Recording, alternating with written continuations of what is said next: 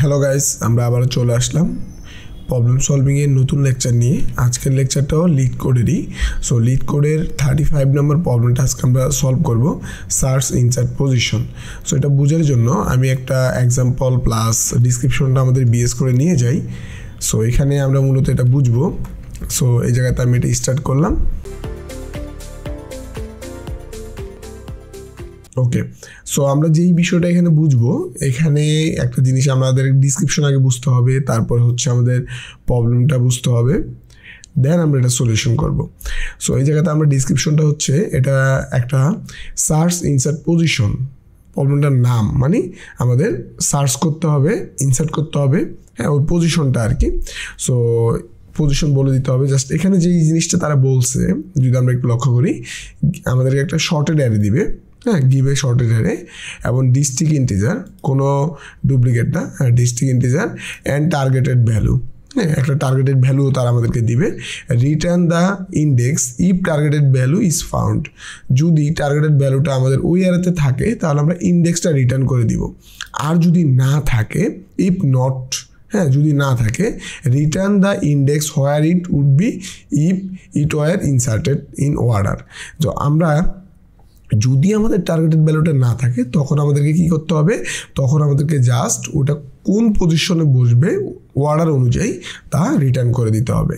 এবং you must be write a algorithm with log n run complexity. So log n কমপ্লেক্সিটিতে এটা write করতে হবে। সো লগ এন কমপ্লেক্সিটিতে আমাদের অবশ্যই একটা অ্যালগরিদম আছে বাইনারি সার্চ, হ্যাঁ বাইনারি সার্চে যদি আমরা সলভ করি তাহলে এটা আমরা লগ এন কমপ্লেক্সিটিতে পাবো। ওকে, সো আমরা এখন হচ্ছে এক্সাম্পলটা দেখি। দেখো এক্সাম্পল হচ্ছে 1 3 5 6। সো 5 যে টার্গেটেড ভ্যালুটা আছে এটা আমাদের 2 নম্বর পজিশনে কিন্তু ফাউন্ডেড, তাই তারা 2 নম্বর পজিশনটায় মানে 2 নম্বর ইন্ডেক্সটা রিটার্ন করছে। যদি এখানে 4 বলতো তাহলে কি হতো, তাহলে কিন্তু আমরা এই জায়গাতে তাও 2 নম্বর পজিশনে আমরা বলতাম এটা ইনসার্ট হবে। কী হবে? ইনসার্ট হবে। যদি 7 বলতো তাহলে আমরা বলতাম এটা 4 নম্বর পজিশনে ইনসার্ট হবে। ওকে, সো এটা হচ্ছে বিষয়। সো আমরা এখন যে কাজটা করবো, আমরা বাইনারি সার্চের মাধ্যমে এই প্রবলেমটা সলিউশন করব। যদি কারো ডিসক্রিপশন পড়ার পরে বা এক্সাম্পলটা দেখানোর পরে না বুঝে থাকো অবশ্যই বলবা। ওকে, সো এটা হচ্ছে বিষয়। সো আমরা এখন যে কাজটা করব, ফার্স্ট একটা ফাংশন নিব, এটা হচ্ছে আমাদের সার্চ। আমি ফাংশনটা নিলাম, সার্চ ইনসার্ট, এখানে এন হবে। ওকে, দেন আমি এটা অ্যারো ফাংশন নিয়ে নিই, অ্যারো ফাংশন হিসেবে নিলাম। সো এই জায়গাতে ফার্স্ট আমরা যে কাজটা করব, লেট আমরা বলবো এটা হচ্ছে আমাদের লো, বাইরেতে আমাদের লো হচ্ছে আমরা 0, মানে 0 থেকে স্টার্ট হবে, এবং লেট হাই। ওকে, সো আমাদের হাই হবে, আমাদের যে নাম্বার দিবে তার লেন -1, এটা হচ্ছে আমাদের হাই। ওকে, সো মানে এটা হচ্ছে আমাদের স্টার্ট, এটা হচ্ছে ইন্ট, দুইটাই ধরতে পারো। সো এই জায়গাতে আমরা পাবো হচ্ছে নামস, আর আমরা পাবো হচ্ছে টার্গেট। ওকে, টার্গেট ভ্যালু। সো দুইটা জিনিস আমরা পাবো। এরপর আমাদের যেটা লাগবে সেটা হচ্ছে মিড। সো আমরা মিডটা প্রতিবার নির্ণয় করব, আমাদের লো লেস দেন ইকুয়াল হাই পর্যন্ত আমাদের লুপটা চলবে। এবং এই জায়গাতে এসে আমরা যে কাজটা করব, আমাদের লেট আমরা মিড ইকুয়াল কি, মিড ইকুয়াল হচ্ছে আমাদের কি হবে, মিড ইকুয়াল হচ্ছে low plus high minus low by 2। Okay, so এটা হচ্ছে আমাদের মিড। ওকে, সো আমরা মিডটা নিলাম। এরপর আমরা যে কাজটা করব, ইফ আমরা চেক করব যদি নামস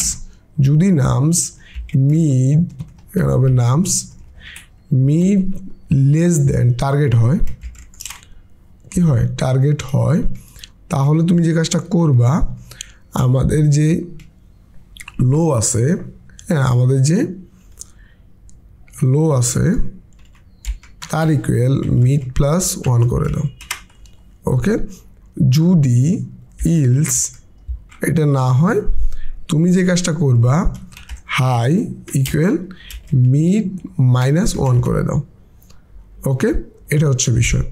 এবং এই জায়গাতে আমরা আরেকটা জিনিস দিব, এটা হচ্ছে আমরা এটাকে তাহলে ইলস ইফ দিয়ে দিই, আমরা আরেকটা বিষয় দিয়ে দিই এখানে, এটা হচ্ছে ইফ যদি যদি নামস মিড হয়, মিড ইকুয়াল টার্গেট হয়, মিড ইকুয়াল টার্গেট হয়, তাহলে আমরা যে কাজটা করব এই জায়গাতে, তাহলে আমরা কি করব, এই জায়গাতে আমরা মিডটা রিটার্ন করে দিব, জাস্ট রিটার্ন মিড।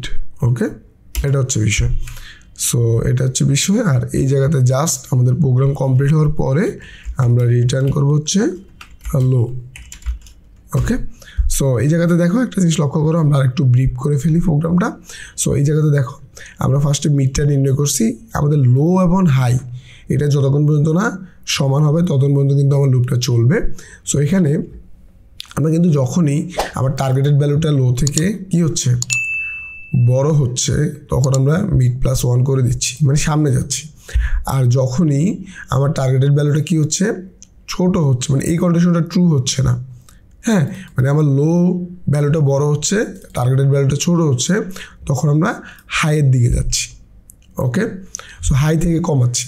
সো আমরা এখানে কিন্তু হাইটা কমতেছে। সো এইভাবে একটা সময় লো এবং হাই সমান হবে। সো লোটাকে বাড়বে, সো কোন পজিশন পর্যন্ত লোটা গেছে ওই পজিশনটা আমরা রিটার্ন করে দিচ্ছি। আর যদি আমাদের মিড পেয়ে যাই, আমাদের এই ভ্যালুর মধ্যে কোনো মিড পেয়ে যাই, তাহলে কি হবে, তাহলে কিন্তু আমরা মিডটা রিটার্ন করে দিচ্ছি। এটা হচ্ছে বিষয়। সো আশা করি তোমরা বুঝছো। আমি জাস্ট এতটুকু কোড, কারণ আমাদের নামস এবং টার্গেট তারা অলরেডি তাদের ফাংশনে দিয়ে রাখে। সো এতটুকু কোড যদি এখানে নিয়ে আসি এবং রান করি, একটু সময় নেবে, দেন দেখবো যে আচ্ছা এখানে ইরোর দিছে। আচ্ছা কেন ইরোর দিছে আমরা যদি একটু দেখে আসি, ইরোর দেওয়ার কথা না।